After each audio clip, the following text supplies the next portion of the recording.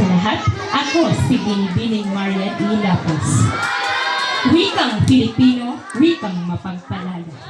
Naiisip mo ba ang mundo o ang ating bansang Pilipinas nang walang wika? Hindi! Filipino ang wikang ginagamit ng aking bansa. Kay dami ng ibang dialekto, Bisaya, Ilonggo, Ilocano, Batanggenyo, at marami pang iba. Ngunit pambansang wikang Filipino ang tanging nagbubuklod at kumilanlan sa ating mga Filipino. Wikang Filipino ay tunay na mapagpalaya. Ito ang naging instrumento upang magkaisa ang mga Filipino laban sa mga banyagang mapang-api. Ito ang kanilang makapangyarihang sandata sa pagkikibaka. Sa mga bagong panahon, kahit saan man tayo magpunta, dala-dala ang kayamanan ng bansa, ang wikang Filipino, na nangangahulugan na ang bansang dating pinagkaitan ng kalayaan at karapatan ay malaya na.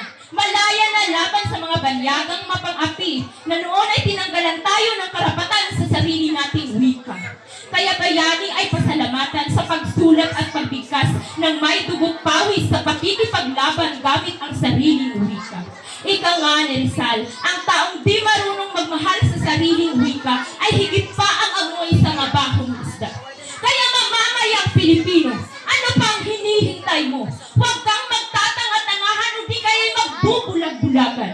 Gumising ka at kumilos ka na dahil kung hindi tayo, sino? At kung hindi ngayon, kailan? Isa-isip at ibibim ang kahalagahan ng wikang ito mula sa ating mga minuno at sa kalayaan na meron tayo hanggang ngayon.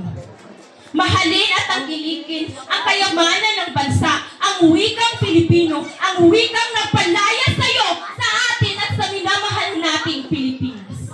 Kaya bilang isang mamamayang Pilipino, ikinalulugod at taos-puso kong ipinagmamalaki sa inyo, maging sa buong mundo, na wikang Pilipino ay wikang mapagpalaya. Maraming salamat. Yay!